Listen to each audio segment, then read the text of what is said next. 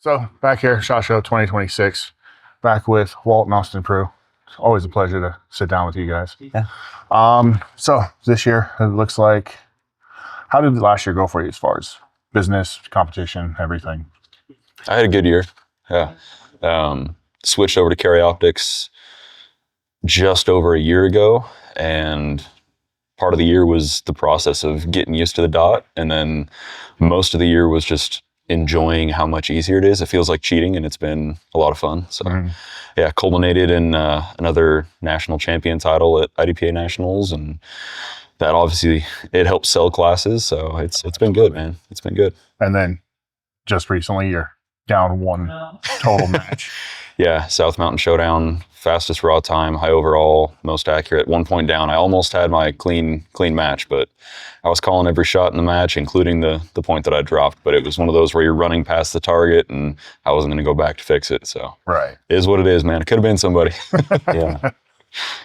Yeah, and for me, between competition shooting, being a participant with the Ultimate Hunter Shooting Sports, and then running the Cameo Shooting and Education Complex, my life at 62 years old is, rather than coasting down, I seem to be ramping up every single year more and more. And at Cameo last year, we hosted 489 permitted events, as well as just regular general public access. Shot 15 major matches, all in CDP. I continue to do fairly well. I'm having to mitigate the aging process with the creaky joints and the failing eyes, but I'm still doing well at that. And then I shoot all 5 of the Ultimate Hunter Shooting Sports, and I managed to take home the all-around title again for that this year. So nice. Or last year, but in this cycle. Yeah. Yeah, I mean, got to shoot with you also this last Saturday at South Mountain, and yeah, for an old guy, you still move pretty decent. Yeah. One day I'll catch up to you. I'm never catching up to him, but I might be able to pace you at one point. And then the Ultimate Hunter. Do you want to tell me a little bit about that? Yeah, so it's a family of 5 different sports, all based around the same idea and all constructed in the same scoring and stage format. And the idea was creating a competitive outlet that tests hunters with gear that they already have that they use to hunt without presenting a barrier of entry gear-wise to be competitive. So basically, if you shoot rimfire, archery, handgun muzzleloader, or centerfire rifle to hunt with, you've probably got all the gear that you need to be competitive. And that's the entire idea behind it. We test not only your first round accuracy and reward that most heavily. So as you miss, you lose points. But we also factor the fastest time into that score. So it's hit factor scoring just like USPSA. But as you miss, you lose points. So the way to win is whoever can get first round impacts on these targets quicker than everyone else. So that's really what that game boils down to. And shooting challenge itself is not incredibly hard. We never shoot beyond 500 yards in any of them. In archery, it's 50. For rimfire, it's 100 yards. But there are 3 targets per stage: a close, an intermediate, and a far. As they get farther, they are worth more points, but you lose 2/3 on your first miss of those points, and then 50% after that as you continue to miss, but you have to hit to advance. Nice. So the ballistic challenge isn't that difficult, and we help you find the targets. We've got pointers from the start position that point straight at them and placards with each target. So the game becomes not who can shoot the best at 1,200 yards on a half-minute target. It's not who's the quickest to find those targets. It's with an attainable ballistic challenge and with assistance finding those targets, who can figure out how to build a position that's good enough for them to get a first-round impact quicker than everyone else can. That's awesome. And dude, it's a kick in the pants. It sounds like it. It's not very often in hunting. If you take the sum total of all 15 million hunters in the U.S., yes, there are some people who are fortunate enough to hunt in areas where, they find animals entirely unseen. They can take as long as they want to set up for a shot.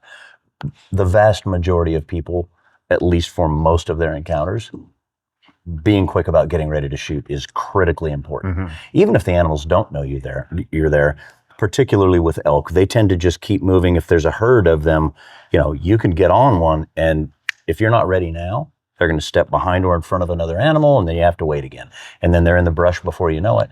So the quicker you can be ready and stable for a first round shot, the better you're going to do as a hunter on average. So, and it's good to see a competition series with real world application. Yeah. I mean, a lot of what we do right now, it's a lot of running, a lot of shooting, but it's not realistic in any way, shape, or form. Yeah. So, and then I've seen when that all got started, it looks like it's been growing pretty decently. Yeah. So the goal is to just grow it on a club level and try to spread this across the country. But the way that we're trying to gain exposure for it is we do one big money payout sponsor heavy match every year that we call the Invitational. It's limited capacity, and all the sponsorship money we get goes through to the shooters. We want, as competitive shooters, kind of pseudo selfishly, I want to try to host things that pay shooters money like it used to be, right? Right. So that's the next big one we've got coming up March 20th and 21st, and we've officially gone to open registration for the public. So if somebody's watching this and they think that format sounds like something they can do well at, last year we had enough sponsorship that we paid out $24,000 total to our shooters. Really generous companies have been working with us, and we're looking for sponsors and shooters for this year. Just going to try and incrementally grow that every single year. It's not my money, so I want everyone to come get it. Right. You know, The winner last year took home $8,300. 17-year-old kid. Yeah. That's impressive. And I think you mentioned it paid out $24,000 total. Yeah. Paid all the way down to 10th place. Wow. And then stage win payouts. Yeah, stage wins, high lady, high junior, high youth. We have a youth category. That's awesome. Because there's a big difference between a 12-year-old shooter and a 17.75-year-old shooter. Right. Usually those people that are about to turn 18 are like a big threat to everybody else regardless. But somebody at the beginning end of that is definitely, even just physically got more challenges. So we do a separation at the age of 15. Below that, it's youth, and they can take home a prize That's pot awesome. as well. Yeah. That's actually been a big thing the last couple of years that I've been talking to people about is we don't have the junior shooters as much as we used to. And That's critical. unfortunate that they're not getting out there as much. Yeah. There's also a high payout for high law enforcement and high military. I don't want to leave those guys out. So. And then, I'll throw the links for all of that down on the video so everyone can go check it out if that is interested. Come take the money. Yeah. Anything coming up for you guys? Anything big? Anything fun, exciting? Not till next weekend.